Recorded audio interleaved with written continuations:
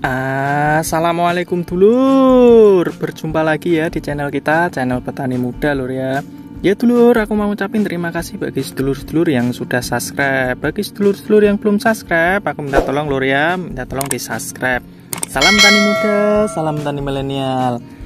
Ya dulur, kali ini kita mau membahas tentang apa? Ya, kali ini kita mau membahas tentang tanaman padi yang sekarang itu kan cuacanya lagi ekstrim lur ya, dimana sudah Januari tapi masih kekurangan air. Dan tanaman padinya itu seperti ini lur ya. Nih, tanaman padinya itu kuning, terus kemerah-merahan, dan juga ini kering, ujungnya itu kering. Itu kenapa atau disebabkan karena apa?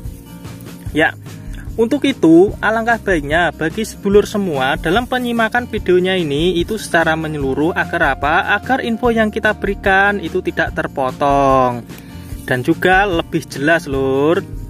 Ya, kita langsung aja masuk ya.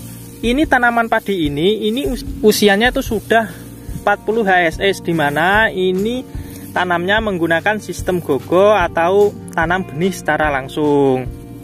Nah, untuk usia 40 HST sebenarnya ini tanamannya itu enggak seperti ini harusnya lur ya, tapi sudah besar atau sudah rimbun, tapi karena kekurangan air dan cuacanya itu ekstrim ya akibatnya seperti ini lur ya tanamannya.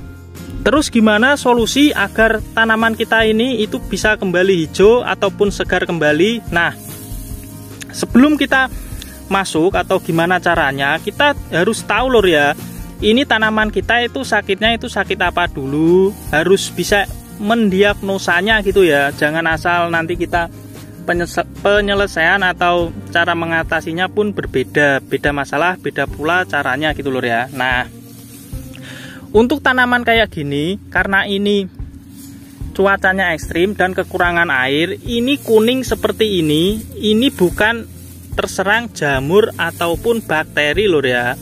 Tapi karena apa?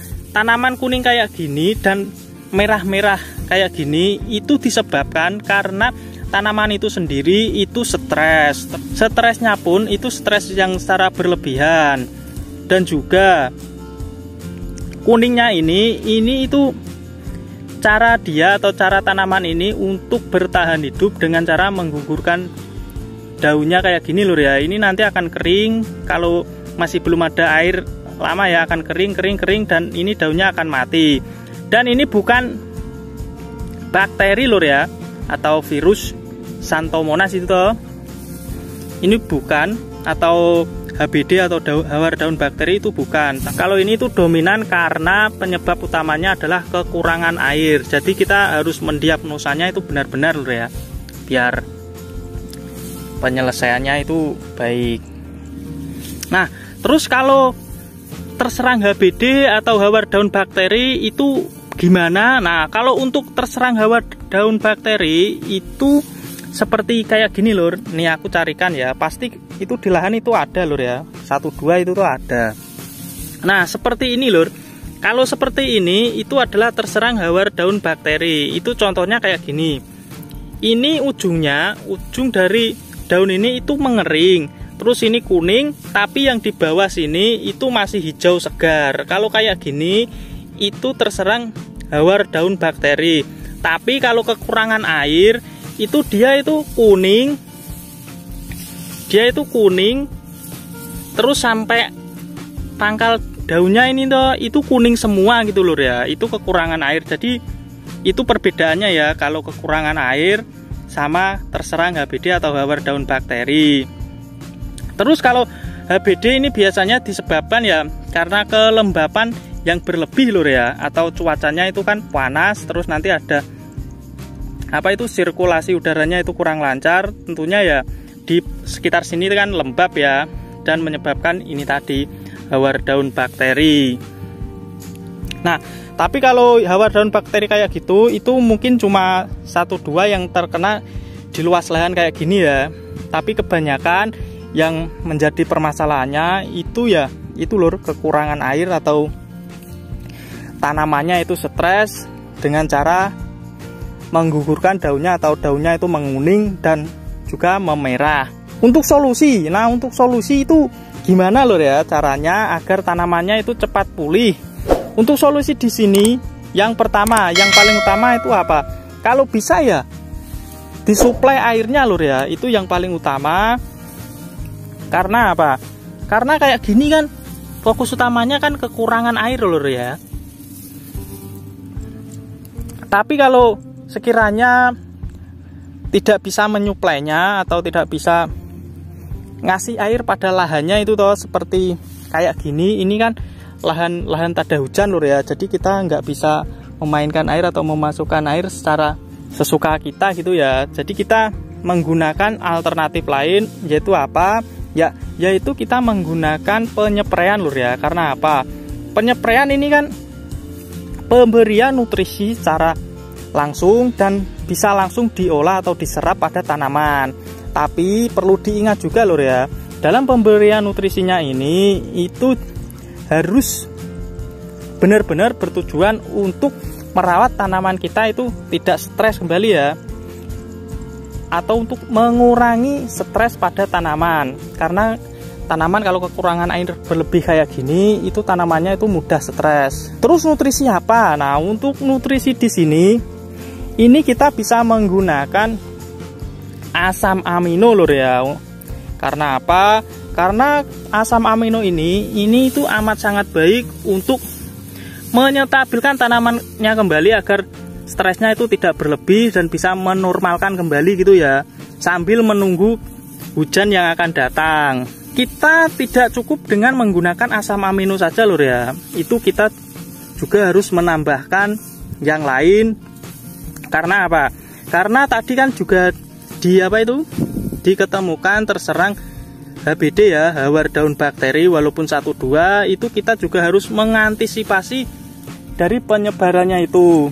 Nah, untuk mengatasi dari itu atau HBD, kita harus menggunakan bakterisida lur ya. Untuk bakterisidanya di sini itu kita bisa menggunakan merek dagang Besum Elite lur ya, yang dulu juga sudah pernah aku review ya.